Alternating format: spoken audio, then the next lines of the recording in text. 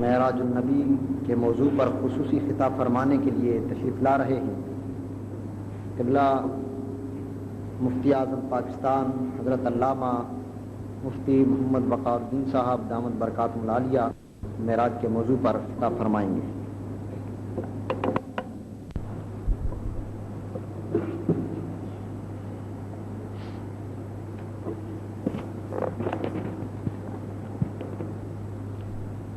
الحمدللہ رب العالمین والصلاۃ والسلام علی سید المرسلین وعلی آلہ وصحبہ اجمعین، اما بعد فاعوذ باللہ من الشیطان الرجیم۔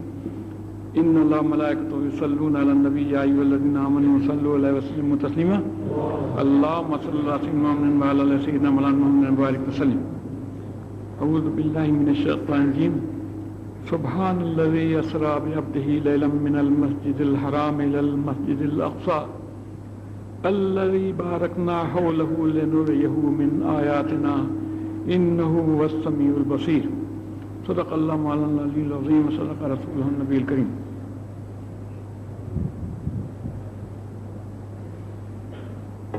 معراج کے متعلق اب کسی کو شک و شبہ کا سوال ہی پیدا نہیں ہوتا ہے۔ ابتدائی مرحلے میں کفار مکہ نے شک و شبہ کیا تو ابو جہل رہ گیا، جنہوں نے تصدیق کی وہ صدیق ہو گئے۔ پھر عقل کے بندے کچھ اعتراض کرتے رہے تو سائنس کی بنا پر ایسا ہے ویسا ہے، مگر اب جب تنوں کے حساب سے منوں کے حساب سے چیزیں فضا میں بھیجنے لگے اور چاند تک پہنچ گئے تو یہ سارے نظریات ان کے سب اپنے آپ ہی ختم کر لیے انہوں نے۔ جو اعتراضات کیا کرتے تھے کہ ثقیل جسم اوپر نہیں جا سکتا وہ سب اپنے آپ ہی ختم ہو گئے، تو اب کسی کو اس میں کوئی اعتراض کرنے کا کوئی پہلو رہ نہیں گیا۔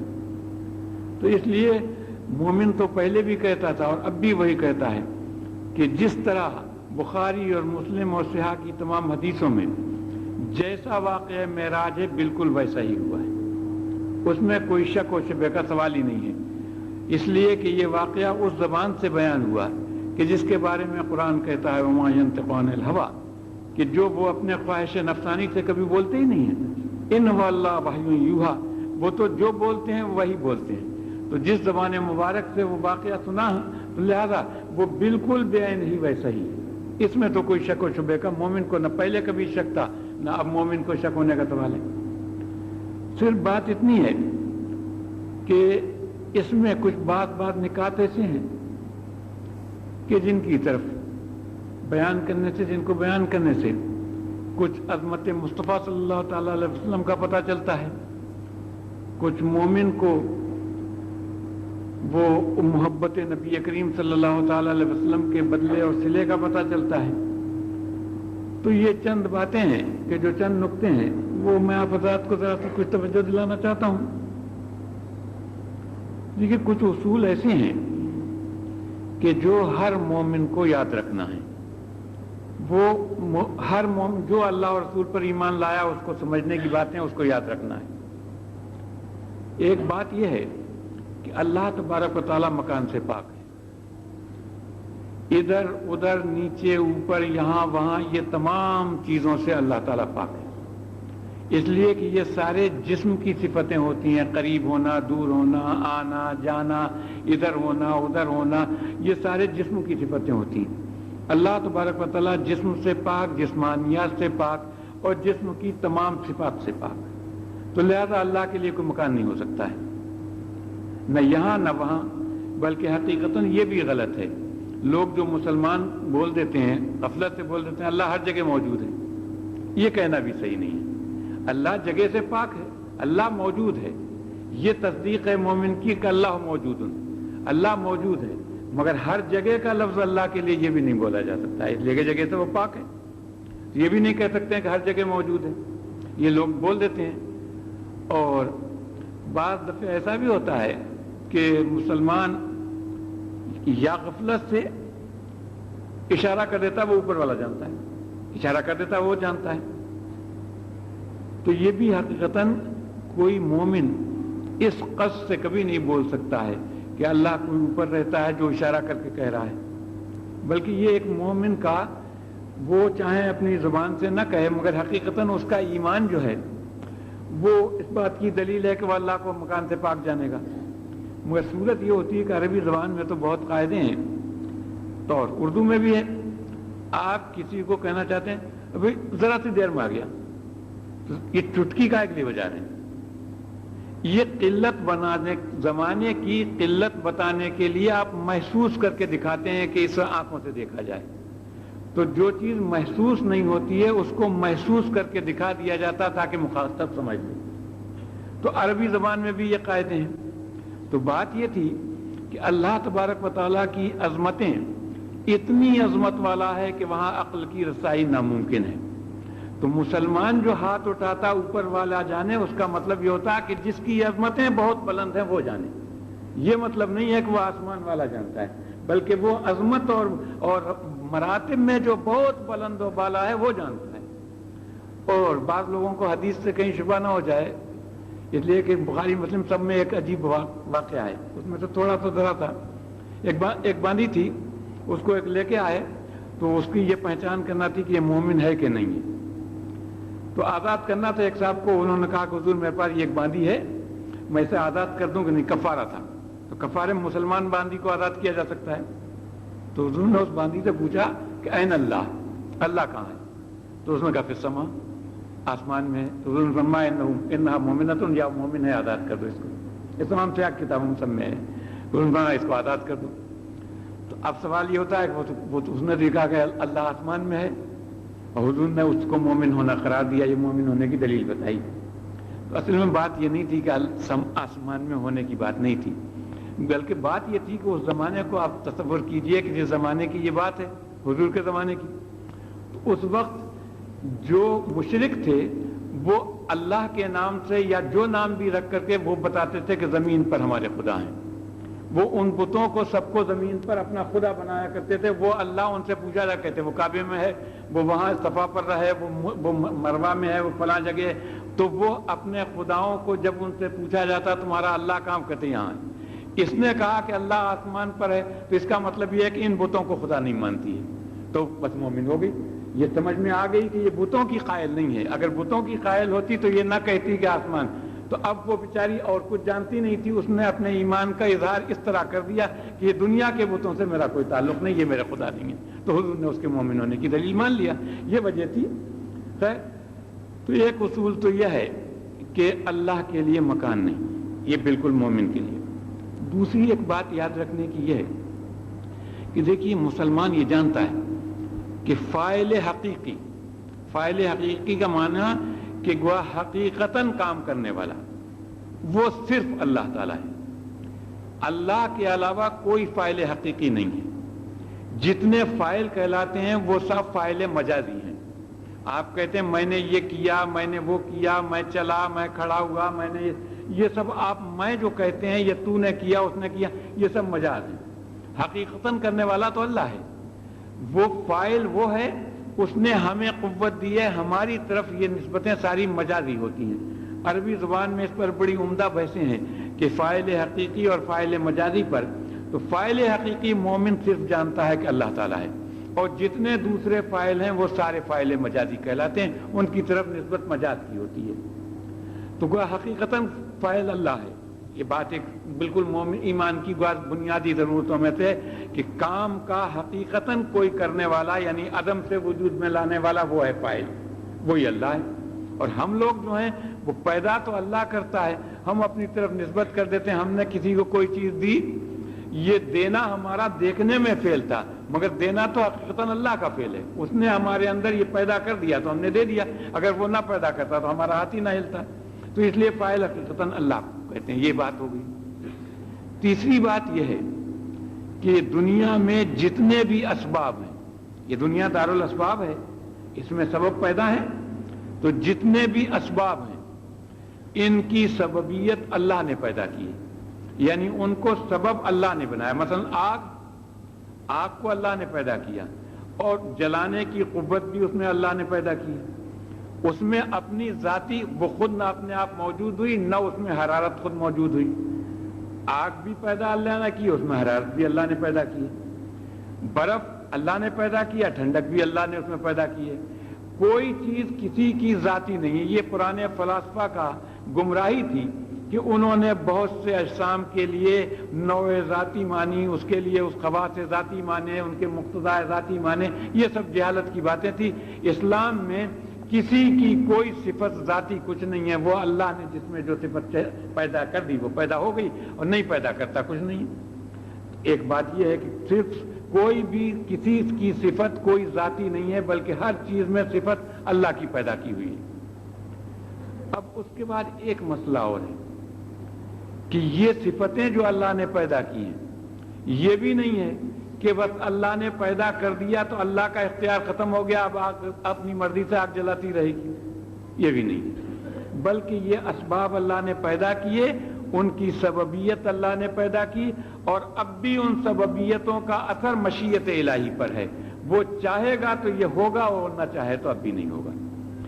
یہ بات نہیں ہے کہ یہ فلاسفہ کا مذہب ہے کہ ان اندھوں کا کہ وہ کہتے ہیں کہ آگ میں خود اس کی اپنی ذاتی صفت ہے، جلانا وہ اس سے جدا نہیں ہو سکتی ہے. وہ اس کو ذاتی صفت کہتے ہیں کہ آگ جو ہے وہ جلانا اس کا کام ہے، اس کا مقتضا طبیعت ہے، وہ اس سے جدا نہیں ہوتا ہے. ہم کہتے ہیں کہ بھئی اگر مقتضا طبیعت ہے تو ابراہیم علیہ السلام کو کیوں نہیں جلایا تھا؟ مشیت الہی پر ہے. اللہ چاہے گا وہ جلائے گا، وہ جلائے گی، اور اللہ نہیں چاہے گا کبھی ہرگز نہیں جلائے گی. حضرت حسن بصری رضی اللہ تعالیٰ عنہ کا ایک لمبا چوڑا واقعہ، اس کو تو خیر میں نہیں سناتا اس وقت، مگر وہ بات ایک پارسی آیا تھا آگ پوجا کرنے والا، ان کے پاس آیا تو وہ اس سے انہوں نے بات کی تو انہوں نے پوچھا کہ بھئی تو آگ کو کتنے دن سے پوچھتا ہے؟ کہنے لگا 60 برس سے پوچھتا ہوں. اچھا. ان پر فرمایا کہ میں نے ایک دن نہیں پوجا آگ کو. یہ تیرا تو معبود ہے، میرا معبود نہیں. اچھا یہ بتا کہ یہ تیرا معبود تیری کوئی رعایت کرے گا میرے مقابلے میں؟ اگر ہاتھ رکھیں اس میں تو تیرا معبود تو نے 60 برس تک کسے پوجا، کوئی تیری رعایت کر دے گا؟ انہوں نے کہا رعایت تو نہیں کرے گا. انہوں نے کہا دیکھ میرے معبود کی قدرت دیکھ، میں جس کو مانتا ہوں کہ یہ آگ اس کی محتاج ہے، ہاتھ آگ میں رکھ کے بیٹھے رہے، باتیں کرتے رہے، نکالا بولے دیکھ یہ میرا معبود ہے کہ جس کی بغیر مرضی یہ جلا نہیں سکتی ہے. تو یہ ہے حقیقتاً کہ کوئی بھی سبب آگ ہے جلا نہیں سکتی ہے، برف ٹھنڈا نہیں کر سکتی ہے، چھری کاٹ نہیں سکتی ہے. اپنی صفت کسی میں نہیں ہے، بس اللہ کی مشیت ہوگی، وہ اپنا کام کریں گے، مشیت نہیں ہوگی کچھ نہیں ہوگا. آخر چھری تو کاٹتی تو ہے، مگر اسماعیل علیہ السلام کو کیوں نہ کاٹا تھا؟ اسی لیے کہ مشیت الہی نہ تھی. تو ایسے بہت سے واقعات ہیں. میں اگر کروں کہ خود نبی کریم صلی اللہ تعالی وسلم کتنے واقعات ہیں سیاہ میں ہیں، حضرت انس رضی اللہ تعالیٰ عنہ ہیں، حضور کے خادم ہیں. ان کے یہاں مہمان آئے، سیاہ میں حدیث ہے، مہمان آئے تو انہوں نے اپنے باندی کو کسی کو حکم دیا کہ دسترخوان کے لیے بچھا لو، کھانا وانا تیار ہوا ہوگا. تو وہ باندی لے کے آئی، کپڑا تو میلا تھا، تو انہوں نے اٹھا کر کے اس کو چولہا جل رہا تھا چولہے میں ڈال دیا. تو مہمان تعجب کرنے لگے کہ معلوم ہوتا ہے ان کو غصہ آ گیا، کیا ہو گیا کہ کیوں انہوں نے چولہے میں جلا دیا. تھوڑی دیر میں فرمایا نکال لو اس کو. نکالا تو بالکل دھلا ہوا صاف تھا. تو ان مہمانوں نے کہا بھائی یہ کیا قصہ ہے کہ یہ آگ میں جلا نہیں، یہ کیسے؟ انہوں نے کہا یہی تو بات ہے، یہ دسترخوان ایسا ہے کہ اس پر اللہ کے رسول نے کھانا کھایا تھا، اور اپنے ہاتھ کھانا کھانے کے بعد اس سے پوچھے تھے. اس میں یہ خاصیت ہے کہ آگ میں ڈالتے ہیں میل جل جاتا ہے، یہ کپڑا نہیں جلتا ہے، جب سے اس میں یہ خاصیت ہو گئی. تو حضور کا جس میں آتا ہے جس چیز پر لگ جائے اس میں یہ خاصیتیں پیدا ہو جاتی ہیں. حضرت فاطمہ زہرا رضی اللہ تعالیٰ عنہ روٹی پکا رہی تھی، حضور تشریف لے گئے تو باپ اپنی بیٹی کے ساتھ، بچوں کے ساتھ کبھی کھیل میں لگ جاتا ہے کہ بھئی وہ کھلونا زمین بناتا ہوتا، دل بہلانے کو کہتا لا ہم بھی ایک بنا دیں، یہ کر دیں وہ کر دیں. حضرت فاطمہ زہرا چہیتی ہیں، وہ روٹی پکا رہی تو حضور نے اللہ بہت بیٹی ایک روٹی میں پکا دوں تمہاری. انہوں نے تھوڑا سا آٹا دے دیا، حضور نے روٹی بنا کے ان کے چولہے پہ ڈال دی. اب وہ چولہا جل رہا ہے، روٹی ویسے ہی آٹا کا آٹا ہی رکھا ہوا ہے، اس پہ آگ اثر ہی نہیں کرتی. تو دیر ہو گئی تو حضرت فاطمہ زہرا نے عرض کیا حضور اس پہ تو آگ کچھ اثر، فرمایا کہ بیٹی اٹھا لو، وہ اس پر میرا ہاتھ لگ گیا، اب آگ اس پر اثر نہیں کرے گی. تو یہ میں عرض کر رہا تھا گویا یہ کسی کی خاصیت کوئی اپنی ذاتی نہیں ہے، وہ مشیت الہی پر ہے، وہ چاہے تو کام کرے، نہ چاہے تو کچھ نہیں کر سکتی. یہ چند اصول ہیں کہ جو مسلمان بنیادی طور پر ایمانیات میں جانتا ہے کہ یہ فاعل صرف اللہ تعالیٰ ہے، خالق صرف اللہ ہے، اور اس کے علاوہ اسباب اس نے پیدا کیے، سببیت اب بھی اس کی مشیت پر ہے، اس کی مرضی پر ہے، وہ چاہے گا تو سبب کا بنے گا، نہیں چاہے گا پھر نہیں بنے گا۔ چلیے ایک تو یہ بات۔ تو اب انہی اسباب میں ایک بات یہ دیکھیے کہ ہماری آنکھ ہے، اس میں دیکھنے کی قوت اللہ نے پیدا کی ہے، آنکھ اس نے پیدا کی، ہمیں پیدا کیا، آنکھ بھی اسی نے پیدا کی اور دیکھنے کی قوت بھی اللہ نے پیدا کی، مگر یہ آنکھ اپنی مرضی سے کچھ دیکھ لے گی یہ بات نہیں ہے، بلکہ اب بھی یہ آنکھ مشیت الہی پر ہے، جس چیز کو وہ چاہے گا اس کو ہم دیکھیں گے، جس کو وہ نہیں چاہے گا ہم نہیں دیکھیں گے، جس وقت وہ چاہے گا ہم دیکھیں گے، جس وقت نہیں چاہے گا ہم نہیں دیکھیں گے۔ وقت بھی مشیت الہی پر ہے اور چیز پر بھی۔ دیکھیے بخاری مسلم سب میں ہیں، حضرت ام سلمہ رضی اللہ تعالیٰ عنہ تشریف فرما حضور کی خدمت میں حاضر ہیں، حضرت دہیہ قلبی آ کر بیٹھے، حضور سے بات کی، وہ اٹھ کے چلے گئے۔ تو حضرت ام سلمہ فرماتی ہیں کہ حضور نے مجھ سے فرمایا کہ تم نے پہچانا یہ کون تھا؟ ان کا حضور دہیہ قلبی تھے، انہوں نے فرمایا کہ جبریل تھے، اور یہ جبریل تھے۔ تو حضرت ام سلمہ کہتی ہیں کہ حضور نے جو کچھ اس وقت باتیں سنائی تب میں نے بھی سمجھا کرے یہ تو واقعی جبریل تھے۔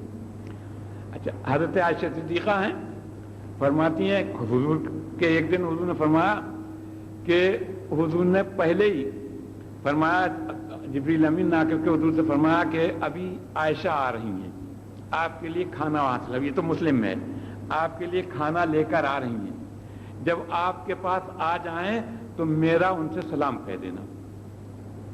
اچھا، تو اب حضرت عائشہ فرماتی ہیں کہ میں آ گئی اور جبریل نے کو میں نے نہیں دیکھا، حضور نے مجھ سے فرمایا کہ جبریل تمہیں سلام کہہ رہے ہیں، تو وہیں تھی، اسی مجلس میں بیٹھی ہوئی تھی۔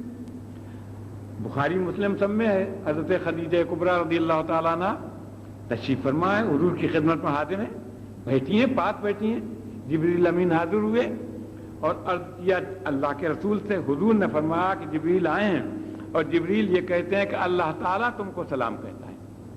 حضرت خدیجہ کے بارے میں فرمایا کہ جبریل آئے ہیں اور کہتے ہیں اللہ تعالیٰ تم کو سلام کہتا ہے۔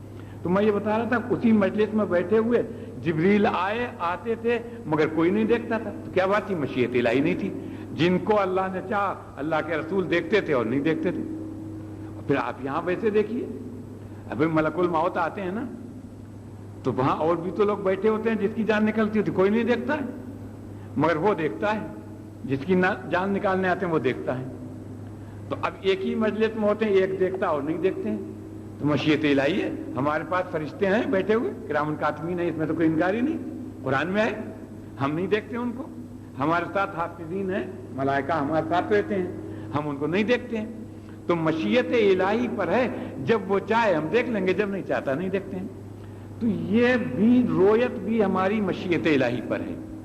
چلیے اب بات یہ رہی کہ اب اللہ تبارک و تعالیٰ کا دیدار، تو اللہ حجاب میں تو ہے نہیں، کوئی چیز اس کو روک نہیں سکتی، کوئی احاطہ نہیں کر سکتا ہے نا، کوئی چیز اس کو گھیر نہیں سکتی۔ یہ سارے تو جسم کے صفات ہیں نا، اللہ تعالیٰ جسم کے صفات سے پاک ہے۔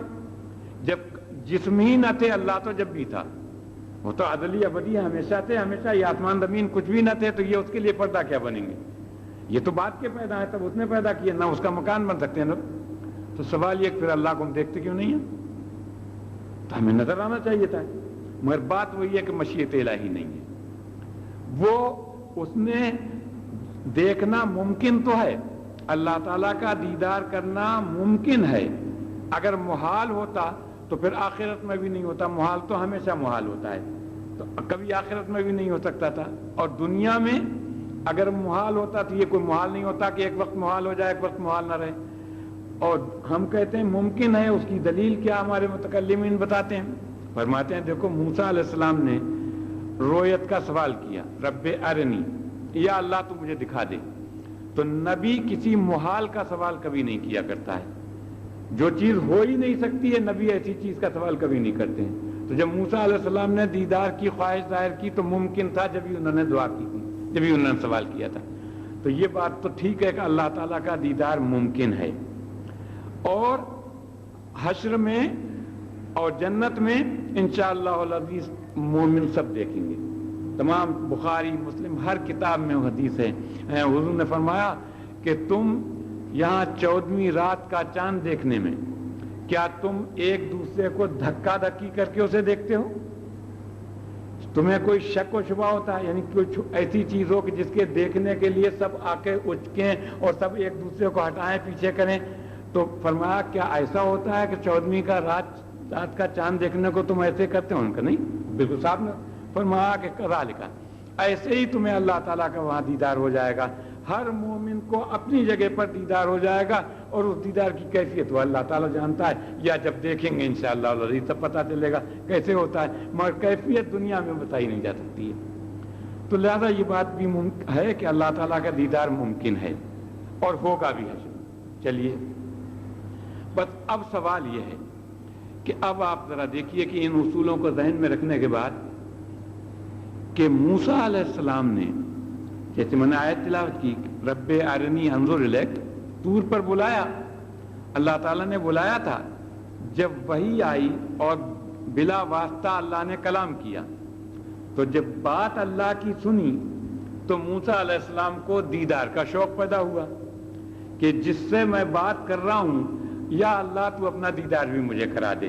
تو بات کرنے کا مزہ پھر زیادہ ہو جائے گا, جس سے میں بات کر رہا ہوں اسے دیدار بھی ہو جائے. تو انہوں نے عرض کر دیا رب ارنی انظر الیک, یا اللہ مجھے دکھا دے, میں تجھے دیکھنا چاہتا ہوں.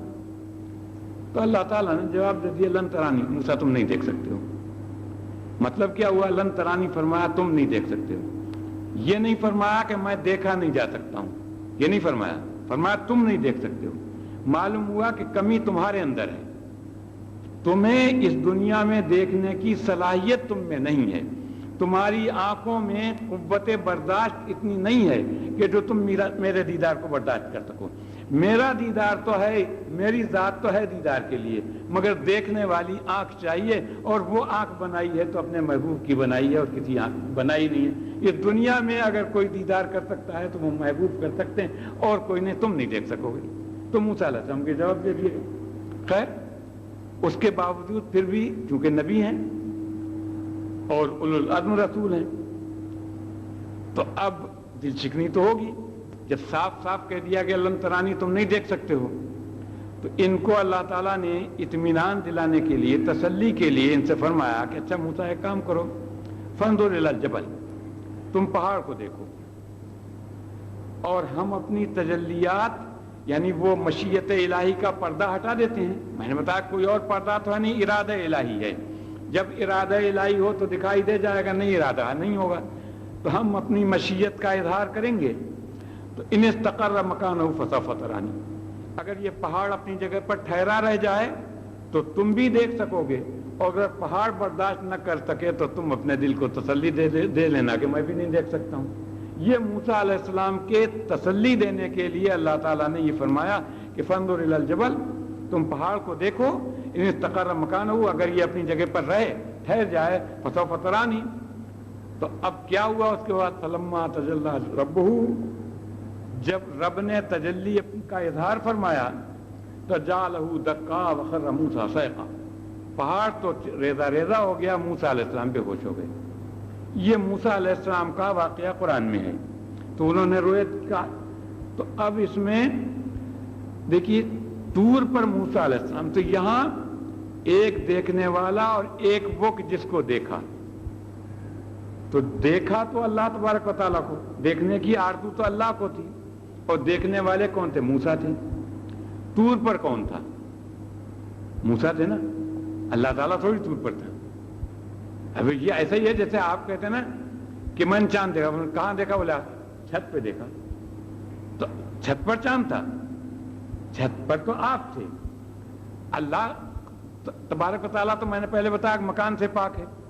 تو یہ جو جگہ تھی یہ دیکھنے والے کی جگہ تھی, جس کو دیکھا اس کی جگہ ہرگز نہیں تھی. اللہ تو جگہ سے پاک ہے.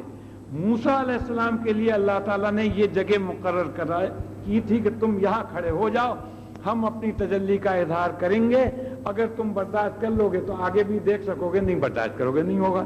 تو یہ دیکھنے والے کے لیے جگہ مقرر کی تھی اللہ نے. اللہ تعالیٰ تو جسم سے پاک تھا, جیسے پہلے میں نے عرض کیا. تو یہ تھا موسیٰ علیہ السلام کا مرتبہ کہ انہیں دیدار باری کرانے کے لیے یعنی تسلی دینے کے لیے ان کو طور پر جگہ مقرر کی گئی۔ موسیٰ علیہ السلام کا مقام تھا یہ، اللہ تعالیٰ مکان سے پاک تھا۔ نبی کریم صلی اللہ تعالیٰ لایا اور لا مکان پر بلا کر اپنے دیدار کی نعمت سے نوازا۔ حدیثوں میں رہا ہو ہے نا کہ اگرچہ صحابہ کرام کا اختلاف ہے، مگر حضرت ابن عباس رضی اللہ تعالیٰ عنہ کا دوسرے صحابہ کرام کا مذہب یہ کہ رہا ہو بچشم سر دید، انہی آنکھوں سے اللہ کا دیدار کیا تھا۔ امام احمد کہا کرتے تھے راہو راہو راہو، اتنی دیر تک کہتے رہتے تھے جب تک ان کی سانس چلتی تھی، دیکھا تھا دیکھا تھا دیکھا تھا دیکھا تھا، یہ کہتے رہتے تھے۔ تو اب سوال یہ ہے کہ اس لامقام میں جا کر دیدار کیا اللہ تبارک و تعالیٰ کا، تو یہ مقام کس کا تھا؟ لامقام میں وہی بات ہے، اللہ تبارک و تعالیٰ تو مکان سے پاک ہے، وہ تو مکان اس کے لیے تو کوئی ہے ہی نہیں۔ تو میں یہ عرض کر رہا تھا کہ یہ فرق ظاہر کرنا تھا کہ دیکھو درجے کا فرق یہ ہے کہ موسیٰ کا مقام طور ہے اور ہمارے محبوب کا مقام لامکاں ہے، اور اس لامکاں میں ہم نے مقرر کیا اپنے محبوب کے لیے دیدار کرانے کی جگہ، اور موسیٰ علیہ السلام کے لیے دیدار کرانے کے لیے جگہ مقرر کی ہے طور کی۔ تو یہ لامکاں میں جو بلایا گیا، جہاں عقل انسانی کی پروازیں ختم ہو گئیں، جبریل جہاں پہنچ نہ سکے، اور اس جگہ میں نبی کریم رؤوف رحیم صلی اللہ تعالی علیہ وسلم کو دیدار کرایا گیا۔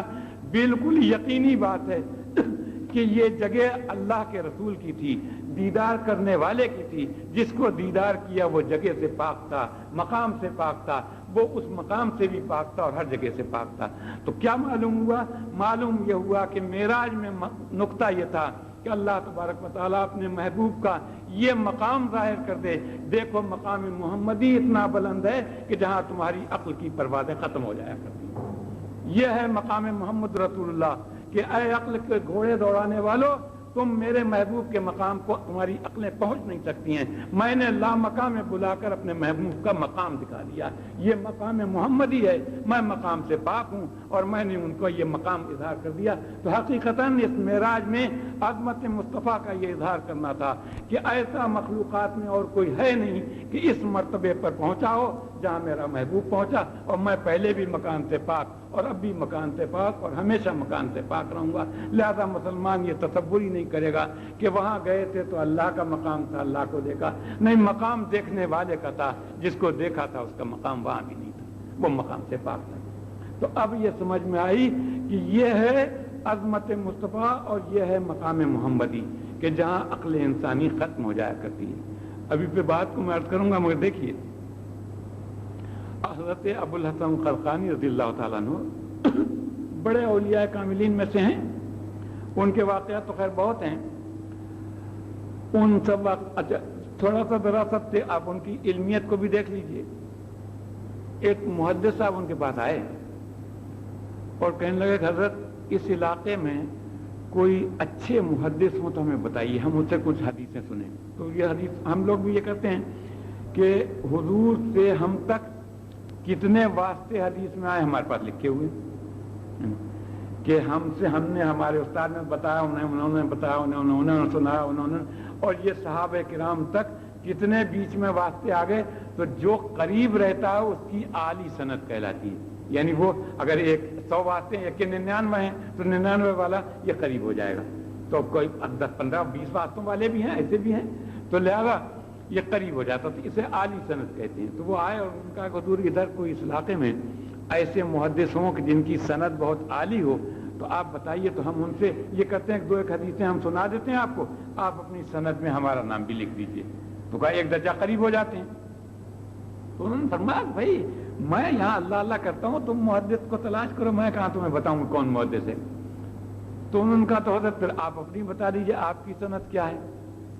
انہوں نے کہا بھائی کیوں تم پیچھے پڑے ہو، تم جاؤ اپنا کام۔ تو وہ پیچھے پڑ گئے، نہیں آپ اپنی سند بتا دیجیے۔ انہوں نے فرمایا کہ میں نے تو خود اللہ کے رسول سے حدیثیں سنی ہے۔ ارے کیسوں برس بعد ہیں، مزار شریف ہے ابھی بھی افغانستان مزار ہے ان کا نام، تو کیسوں برس بعد ہیں اور کہتے ہیں میں نے خود اللہ کے رسول سے حدیثیں سنی۔ محدث صاحب کی سمجھ میں بات نہیں آئی، چلے گئے کہ یار عجیب دیکھو یہ اللہ والے بھی ایسی باتیں کہہ دیتے ہیں، چلے گئے۔ جا کے رات میں سوئے تو دیدار ہوا اللہ کے رسول کا. فرمایا کہ ٹھیک کہہ رہا ہے.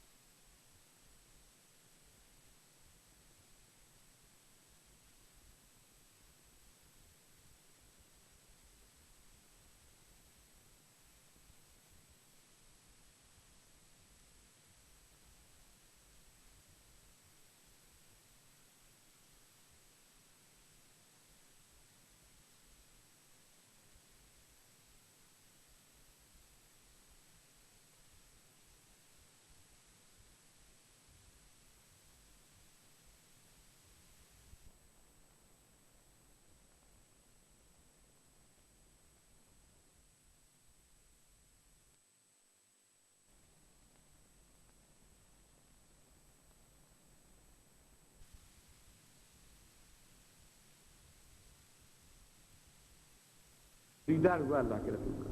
فرمایا کہ ٹھیک کہہ رہا ہے, جاؤ تم ان کے پاس, انہوں نے مجھے سے سنی. تو اب یہ صبح کو آئے دوڑے ہوئے, بڑی منت سماجت کی, حضور مجھ سے غلطی ہو گئی, اب تھوڑی حدیثیں میری سن لیجیے, آپ اپنی سند مجھے دے دیجیے. فرمایا سنا دو بھائی. تو انہوں نے حدیث سنانے لگے, تو ایک آدھ سننے کے بعد بولے اس کو مت پڑھو, اس میں یہ ٹھیک نہیں.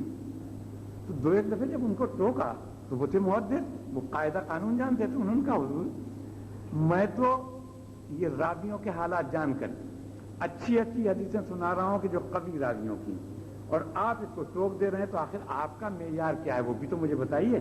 میں تو اپنے معیار سے اچھی اچھی حدیثیں سنا رہا ہوں, آپ ٹوک رہے ہیں, تو آپ کا کوئی معیار ہے بتائیں. ان کا میاں وہ قاعدے ہوتے تو تمہارے ساتھ ہیں, میں تمہاری حدیثیں ایسی سن رہا ہوں کہ اللہ کے رسول کا چہرہ میرے سامنے ہے.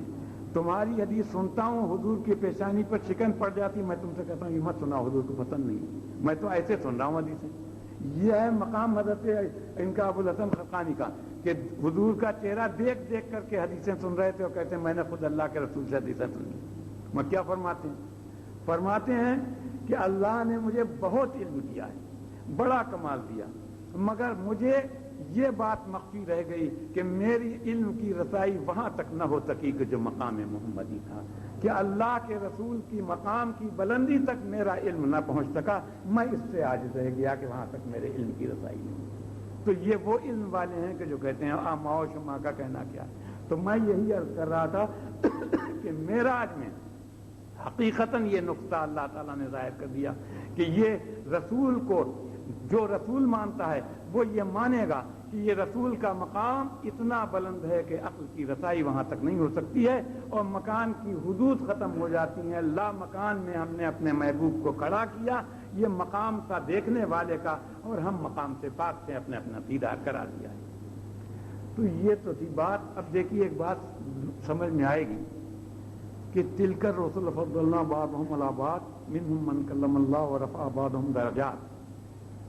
اس میں آپ غور کریں گے کہ یہاں اللہ تعالیٰ کیا فرماتا ہے؟ فرماتا ہے یہ رسولوں کی جماعت ہے, ہم نے ان میں سے بعض کو بعض پر فضیلت دی ہے. یہ سارے رسول مرتبے, رسالت تو سب میں ہے مگر مرتبہ سب کا یکساں نہیں ہے, تو ہم نے بعض کو بعض پر فضیلت دی ہے. منہم من کلم اللہ, ان میں سے بعض رسول وہ ہیں کہ جنہوں نے اللہ سے بات چیت کی ہے. ورفع بعضهم درجات, اور بعض ان میں کہ وہ ہیں کہ جنہیں ہم نے بے گنتی درجے بلندی دی. تو یہاں سوچنے کی بات ہے یہ کہ اللہ تعالیٰ نے فرمایا کہ رسولوں میں بات کو بات پر فضیلت دی, ٹھیک ہے, معلوم ہو گیا کہ رسول سب ایک مرتبے کے نہیں, بات کو بات پر فضیلت دی. تو اب اس کے بعد ان دو رسولوں کا الگ ذکر کرنے کی بات کیا تھی؟ ایک موسیٰ علیہ السلام کی اور ایک نبی کریم صلی اللہ علیہ وسلم کی. اچھا, اگر نبی کریم صلی اللہ تعالی علیہ وسلم کی عظمت کا اظہار کرنا تھا کہ یہ سید المرسلین ہیں, تو بیچ میں موسیٰ علیہ السلام کی بات لانے کا کیا ذکر تھا؟ عیسیٰ علیہ السلام کی بات نہیں آئی, نوح علیہ السلام کی بات نہیں آئی, بڑے اولو العزم رسول تھے, ابراہیم خلیل اللہ تھے, ان کی بات نہیں آئی. بس صرف ایک موسیٰ علیہ السلام کی بات ذکر کی, منہم من کلم اللہ, اور اس کے بعد نبی کریم صلی اللہ علیہ وسلم کی رفع بعضهم درجات. تو یہ موسیٰ علیہ السلام کا بیچ میں تذکرہ کیوں آیا تھا؟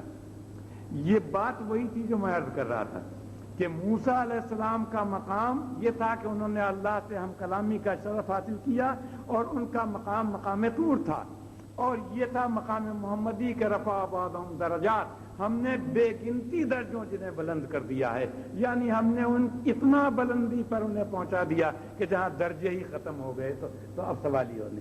تو یہ دونوں کا فرق بتانے کے لیے اللہ تبارک و تعالیٰ نے موسیٰ علیہ السلام کا تذکرہ کر کے پھر رفع بعضهم درجات کا تذکرہ کیا کہ اپنے محبوب کے مقامات ہم نے اتنے بلند کیے ہیں کہ جہاں تمہاری عقل کی رسائی نہیں ہو سکتی۔ تو یہی وجہ پر تھی۔ اب آپ ذرا دیکھیے کہ ان دونوں دیدار کرنے والوں کا فرق تو معلوم ہو گیا آپ کو کہ ایک کا مقام مقام طور اور ایک کا مقام لا مکان، مگر دونوں کے دیدار میں بھی کتنا فرق ہے۔ دیکھیے پہلی بات تو یہ دیکھیے کہ اللہ تبارک و تعالی، جیسا میں نے پہلے عرض کیا مگر یہاں جب انہوں نے عرض کیا تھا کہ ارنی فلما تجلی رب نے تجلی ڈالی، خر موسیٰ صعقہ، موسیٰ علیہ السلام بے ہوش ہو گئے، تو کچھ دیدار کیا تھا یا ویسے ہی بے ہوش ہو گئے تھے؟ جب تجلیات ربانی کا ظہور ہوا تو ایک جھلک تو ضرور انہوں نے دیکھی ہوگی، اگر کچھ نہ دیکھتے تو بے ہوش ہونے کا سوال ہی پیدا نہیں ہوتا، نہ طور جلتا نہ موسیٰ بے ہوش ہوتے۔ کہنے والے نے کیا کہا؟ موسیٰ ہوش رب بیک پر طبع جمال، تو این ذات می نگری و در تبسمی، کہ موسیٰ تو اپنے ہوش سے چلے گئے ایک ذرا سی تجلی کی وجہ سے، اور اے آقا آپ ذات باری تعالیٰ کا دیدار کرتے رہے اور تبسم فرماتے رہے۔ تو موسیٰ علیہ السلام نے دیدار تو کیا، ایک ذرا سی جھلک دیکھی ضرور، اور دیکھنے کے بعد برداشت نہ کر سکے، یہ تو بات معلوم ہوتی ہے آیت کریمہ سے۔ اچھا سوال یہ ہے کہ یہ کیسی تجلی تھی اللہ تعالیٰ کی کہ جو موسیٰ علیہ السلام نے دیکھی؟ تو دیکھیے چیزیں ہوتی ہیں دو، ایک ہوتی ذات اور ایک ہوتی صفت۔ جیسے ہم سب میں دیکھتے ہیں، آپ نے اپنے بچے کا نام عبداللہ رکھا تو یہ اس کی ذات کا نام ہے، وہ جب آج پیدا ہوا 6 دن کے بعد رکھا آپ نے، اور اب جب 6 فٹ کا ہو گیا جب بھی وہی عبداللہ ہے، وہی ہے۔ بیمار ہو گیا، دبلا پتلا ہو گیا جب بھی عبداللہ، موٹا ہو گیا جب بھی عبداللہ، سو رہا جب بھی عبداللہ، جاگ رہا جب بھی عبداللہ، یہ اس کی ذات کا نام ہے، وہ ہر حالت میں اس کا وہی نام رہ گیا۔ اور کچھ ہوتے ہیں صفتوں سے، جب سو رہا ہے تو کہتے ہیں اس وقت سونے والا ہے، جب جاگ رہا تو جاگنے والا، چل رہا چلنے والا، بیٹھا تو بیٹھنے والا، یہ سب صفتیں تو دو طرح کی ہوتی ہیں۔ یہ تو سمجھانے کی بات ہے، اللہ تبارک و تعالیٰ مثال سے پاک ہے، لیس کمثلہ شیء، اللہ کے لیے کوئی مثال نہیں دی جا سکتی، اس لیے اس کا مثل کوئی نہیں۔ مگر یہ بات ہے کہ اللہ تبارک و تعالیٰ کے جو اسماء باری تعالیٰ ہیں ان میں صرف ایک نام ہے، ایک اسم باری تعالیٰ ہے جو ذاتی ہے، وہ ہے اللہ۔ لفظ اللہ جو ہے یہ ذاتی نام ہے اللہ تبارک و تعالیٰ کا، اور جتنے اور اسماء باری تعالیٰ وہ سب صفاتی ہیں۔ رحمان ہے وہ رحمت کی وجہ سے، رحیم ہے رحمت کی وجہ سے، خالق ہے پیدا کرنے کی وجہ سے، سمیع ہے سننے کی وجہ سے، بصیر ہے دیکھنے کی وجہ سے، تو وہ سارے صفاتی اسماء ہیں۔ ذاتی اسماء، ذات باری تعالیٰ کا جو لفظ ہے وہ صرف اللہ ہے، اور اللہ کے علاوہ کوئی اور اسم باری تعالیٰ جو ہے ذاتی نہیں ہے، ذاتی اسم کہلاتا ہے، یہ صرف لفظ اللہ ہے۔ اچھا صاحب، اور پھر صفات باری تعالیٰ دو طرح کی ہوتی ہیں، ایک صفات جلالی ہیں اور ایک صفات جمالی ہیں۔ صفات جلالی جیسے قہار، جبار، یہ صفات جلالی ہیں۔ رحمان، رحیم، رب، کریم، یہ کیا ہیں؟ یہ صفات جمالی ہیں۔ تو دو طرح کی صفات ہوتی ہیں۔ تو اب 3 چیزیں ہو گئی، ایک ذات باری تعالیٰ اور صفات جلالی اور صفات جمالی۔ ہمیں دیکھنا یہ ہے کہ یہ طور پر جو تجلی ڈالی گئی وہ کون سی صفت کی تھی، ذات کی تھی یا صفت کی تھی؟ پہلی بات تو یہ دیکھنا ہے۔ تو آپ سوچئے کہ اللہ تعالیٰ یہ نہیں فرماتا فلما تجلی اللہ نے تجلی ڈالی، اللہ نے اپنا اس میں جلالت ذاتی نام یہاں بیان نہیں فرمایا، تو معلوم ہوا کہ ذات کی تجلی نہیں تھی۔ ذات کی تجلی ہوتی تو ذات کے لیے میں نے کہا کہ صرف لفظ اللہ ہے، اس کے علاوہ ذات کے لیے کوئی لفظ ہے ہی نہیں، تو یہ تو ہے نہیں۔ اچھا تجلی جبار بھی نہیں فرمایا، اگر جبار ہوتا تو معلوم ہوتا کہ یہ اس کی تجلی اس کی تھی خیر و جلال کی، یہ بھی نہیں فرمایا. فرماتا تجلی رب رب اللہ تبارک و تعالیٰ کے اسماء جمالی میں ہے، اسماء جلالی میں نہیں ہے. تو معلوم ہوا کہ یہ تجلی بھی جلال کی نہیں تھی، جمال کی تجلی تھی، ذات کی نہیں تھی، صفت کی تجلی تھی. تو صفت باری تعالیٰ اور جمالی صفت کی تجلی تھی، اور وہ موسیٰ علیہ السلام کو برداشت نہ ہوئی، خر موسیٰ صعقا. یہ ہے موسیٰ علیہ السلام کا مقام. ایک تو وہ طور اور بلندی کا الگ رہ گیا. یہاں تجلی میں بھی یہ فرق تھا کہ یہ صفت جلالی کی نہیں، صفت جمالی کی تجلی تھی، اور موسیٰ علیہ السلام اس کو برداشت نہ کر سکے. مگر وہاں ذات باری تعالیٰ کا دیدار کیا جاتا ہے اور بلا واسطہ کرایا جاتا ہے، اور وہ اللہ کے پیارے رسول کی آنکھ ما ذاق البصر وما طغى، نہ آنکھیں چکا چوند ہوئیں اور نہ ادھر ادھر کو آنکھ پھیری. یہ قرآن کریم کے الفاظ ما ذاق البصر وما طغى. وہ ذات باری تعالیٰ کا دیدار کیا اور انہوں نے صفت جمالی کا دیدار کیا. یہ فرق بھی آپ ذہن میں رکھیے. تو اب پتہ چلا کہ عظمت نبی کریم رؤوف رحیم صلی اللہ تعالی علیہ وسلم اور آپ کا مقام کتنا بلند ہے، اور اللہ تعالیٰ نے کیسی صلاحیتوں کے ساتھ آپ کو نوازا تھا، اور کیسی نعمتوں کے ساتھ آپ کا اظہار، نعمتوں کا، اپنے محبوب کے کمالات کا اظہار فرمایا. یہ اس واقعے معراج میں خاص باتیں جو ہوئیں، یہ عظمت مصطفیٰ کے اظہار کے لیے یہ ہے خاص ایک نقطہ. اچھا، اب ایک بات اور بھی ذرا سی کچھ تو معراج واقعہ تو آپ نے سنا، اور ہم بھی کئی جمعہ سے آپ کو تھوڑا تھوڑا سنا رہے تھے.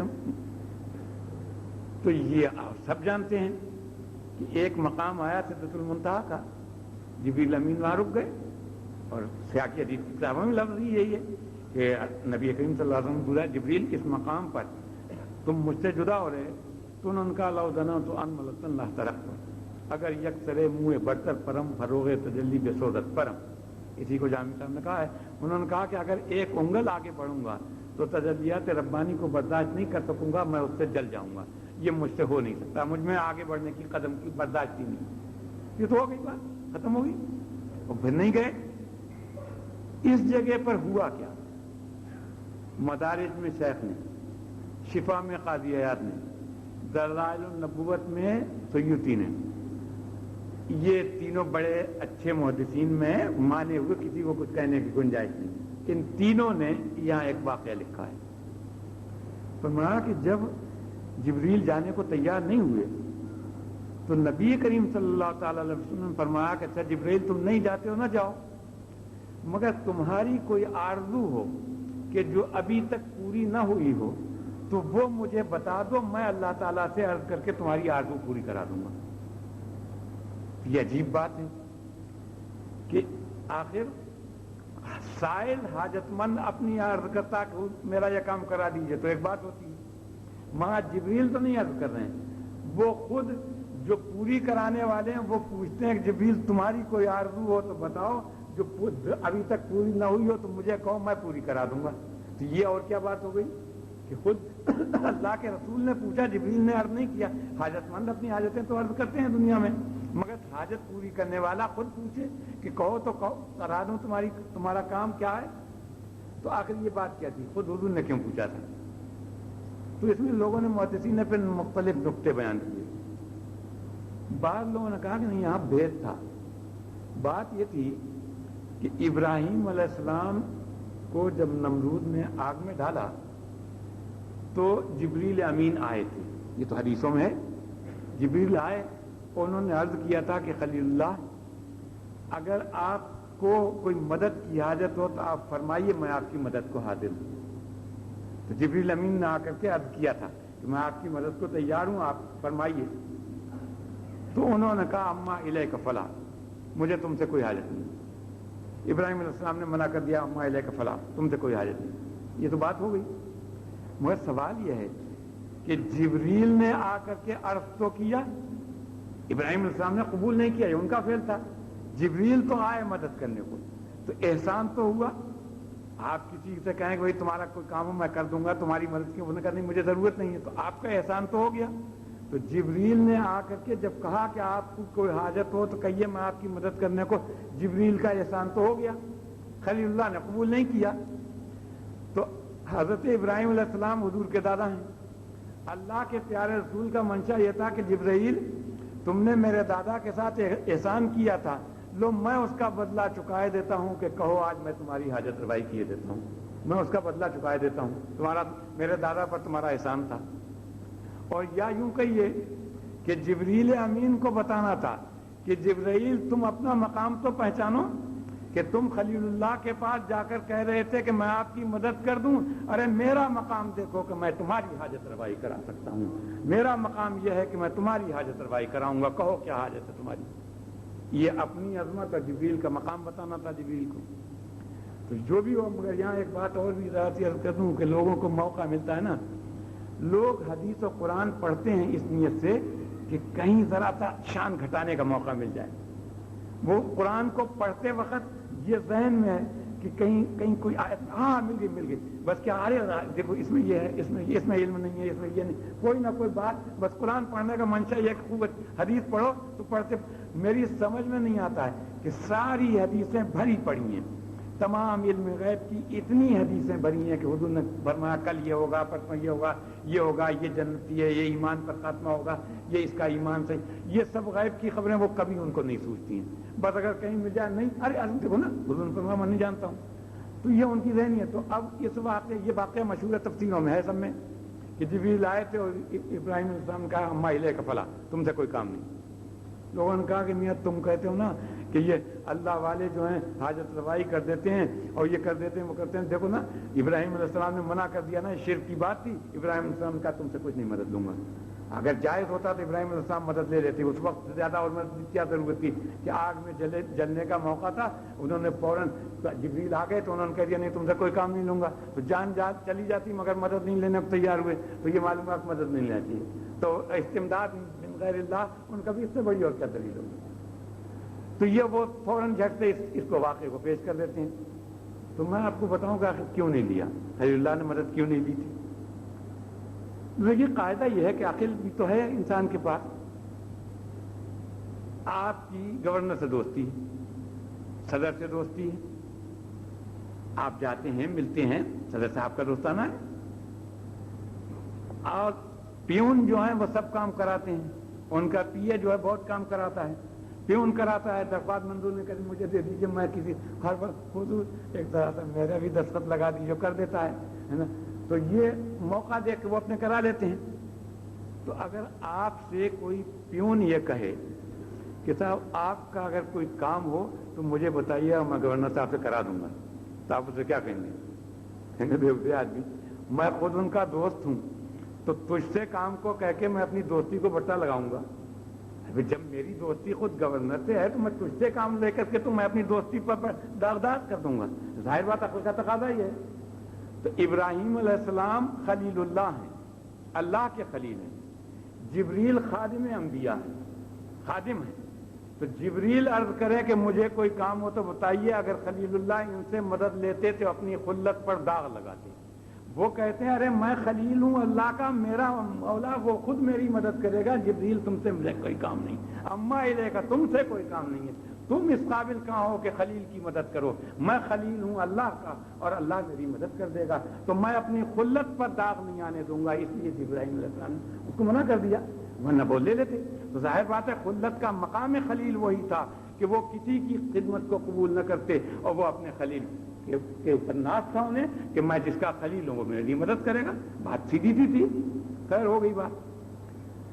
تو اب یہ تو حضور نے جب عرض کیا کہ بولو جبریل، تو اب جبریل امین عرض کیا کرتے ہیں، وہ عجیب کمال کرتے ہیں۔ ان کتابوں میں جو بتایا سب میں ہے، جبریل امین عرض کرتے ہیں کہ حضور ہے تو ایک کام، فرما کہا حضور کام یہ ہے کہ جب حشر کا میدان ہوگا اور پل صراط سے لوگ گزرتے ہوں گے، اس وقت میری ایک آرزو ہے، وہ آپ اللہ سے کہہ کے پوری کرا دیجیے۔ آرزو یہ ہے کہ جب آپ کی امت پل صراط سے گزرنے لگے تو اللہ مجھے اجازت دے دے کہ میں اپنا بازو بچھا دوں اور آپ کی امت کو اس کے اوپر سے گزار دوں۔ یہ میری آرزو ہے، بس یہ چاہتا ہوں کہ آپ کی امت کو پل صراط پر بازو بچھا کر اس سے گزار دوں۔ یہ آرزو ہے، اگر اللہ سے آپ پوری کرا دیں تو بڑا اچھا ہوگا۔ تو اب یہ اور ایک عجیب بات ہو گئی کہ جبریل امین اپنے لیے تو نہیں کہتے ہیں، وہ بھی امت کے لیے بات کرنے لگے اسی واقعے کی طرف اعلیٰ حضرت اللہ نے اشارہ کیا نا، جبریل پر بچھائیں تو پر کو خبر نہ ہو، جبریل پر بچھائیں تو پر کو خبر نہ ہو، تو اسی کی طرف، اسی حدیث کی طرف اشارہ ہے۔ تو خیر، تو اب جبریل امین نے امت کی بات کہی تھی، اپنے لیے کچھ نہیں کہا، تو بات امت کی کہی کہ امت کے ساتھ یہ محبت کا اظہار کیا۔ تو یہ کیوں ایسا ہوا؟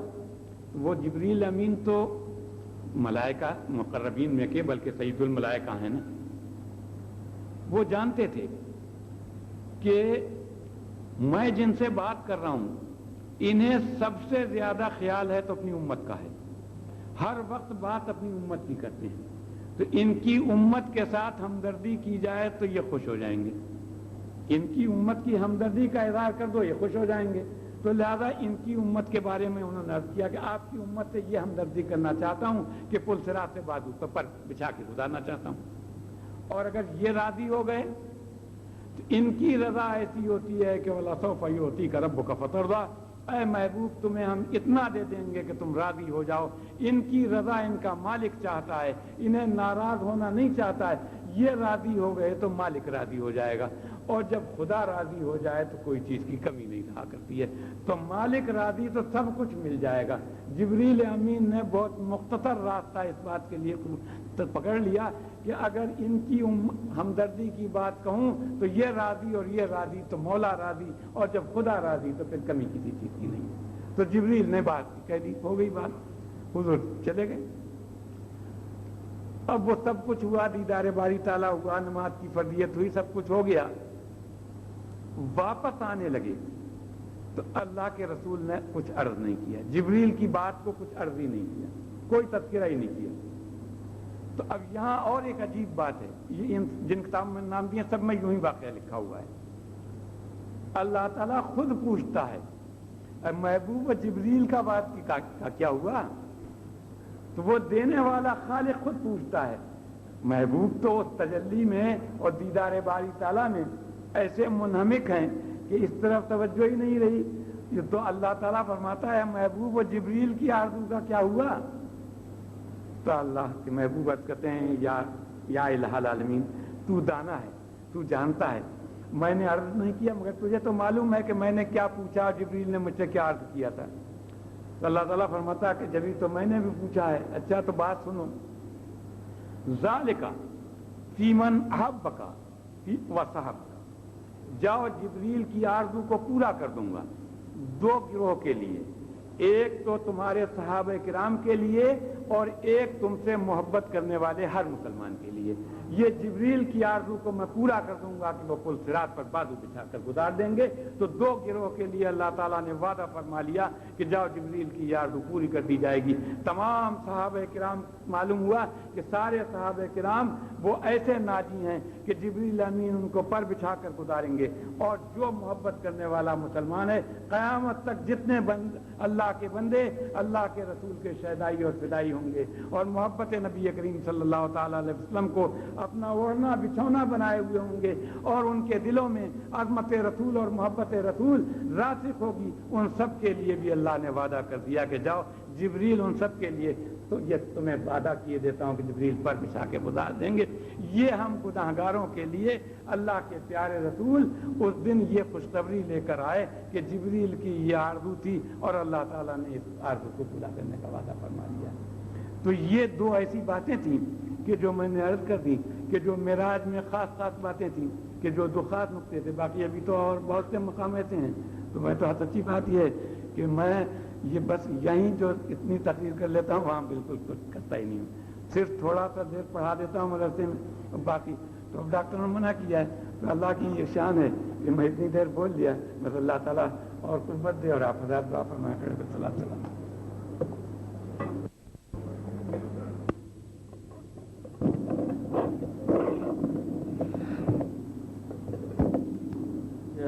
شفیع الورى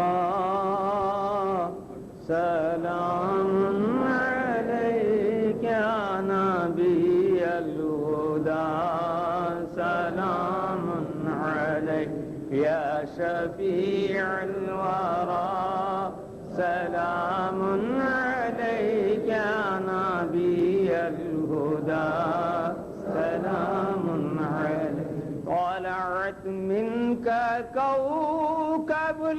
العرفان طلعت منك كوكب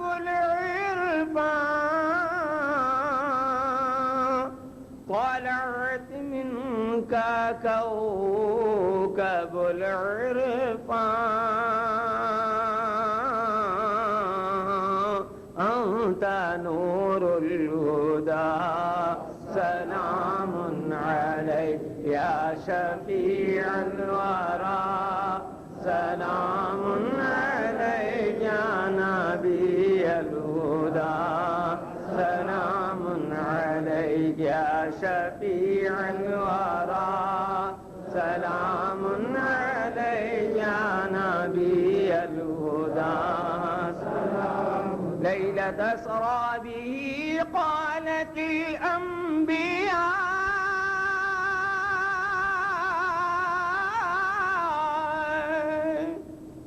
ليلة أسرى به قالت الأنبياء ليلة أسرى به قالت الأنبياء مرحبا مرحبا سلام عليك يا شفيع الورى سلام عليك يا نبي الهدى سلام عليك يا شفيع الورى سلام عليك يا نبي الهدى اشفع يا حبيبي يوم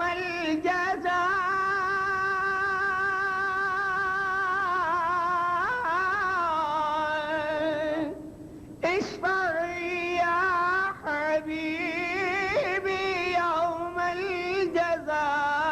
الجزاء اشفع يا حبيبي يوم الجزاء أنت شافعنا سلام عليك يا شفيع الورى سلام عليك يا نبي الهدى سلام عليك يا شفيع الورى سلام عليك يا نبي الهدى مطلبي يا حبيبي ليس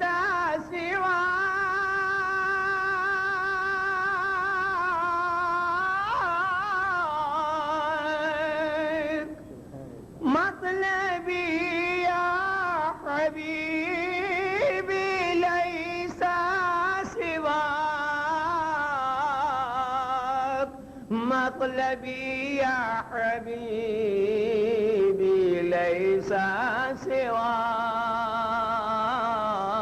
سواك أنت مطلوبنا سلام عليك يا شفيع الورى سلام عليك يا نبي الهدى سلام عليك يا شفيع الورى سلام عليك يا نبي الهدى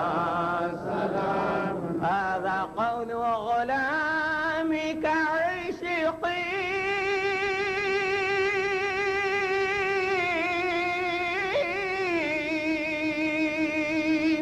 هذا قول غلامك عشقي هذا قول غلامك عشقي منه يا مصطفى سلام عليك يا شفيع الورى سلام عليك يا نبي الهدى سلام عليك يا شفيع الورى سلام عليك يا نبي الهدى اپنے کیے پر نادم ہیں، یہ گناہوں کے گندے ہاتھ تیرے دربار میں اٹھاتے ہوئے بھی شرم آتی ہیں۔ یا الہ العالمین، تیرے دربار میں انہیں کو اپنا شفیع لاتے ہیں جنہیں تو نے رحمت للعالمین بنا کر مرغوب فرمایا۔ اپنے پیارے کے طفل ہمارے گناہوں کو معاف فرما دے، اپنے رحمت للعالمین کی رحمت کا حصہ وافر عطا فرما، ہمارے ان خالی ہاتھوں کو بھر دے، ہمارے دلوں کی اصلاح فرما، ہمارے قلوب میں اپنی اور اپنے محبوبین کی عظمت اور محبت عطا فرما، اپنی اور اپنے محبوب کی اطاعت اور فرمانبرداری کا ذوق و شوق پیدا فرما، معصیت و نافرمانی سے گھن و نفرت پیدا فرما۔ اس مجلس کے بانی ساری شریک ہونے والے سب کی جتنی دینی اور دنیاوی جائز مرادیں پوری فرما دے، ہم میں جو بیمار انہیں شفا عطا فرما، جو تنگ دست ہیں انہیں فراغتی عطا فرما، جو قرضدار انہیں قرضے کے بعد سے دوش فرما، جو پریشان انہیں سکون اطمینان عطا فرما، اسلام مسلمین کی حفاظت فرما، انہیں عزت دے، غلبہ دے، نصرت فرما، ہمارے اس ملک پاکستان اور سارے اسلامی ممالک کی حفاظت فرما، دشمنوں کے شرور و فتن سے محفوظ فرما۔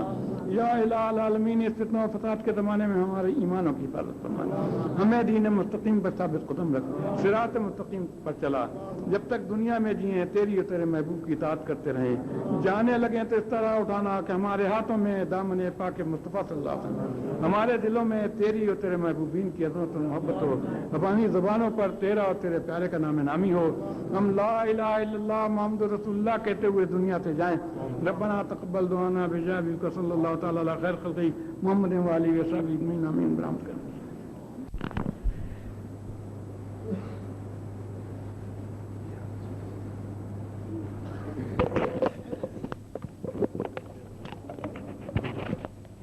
اللہ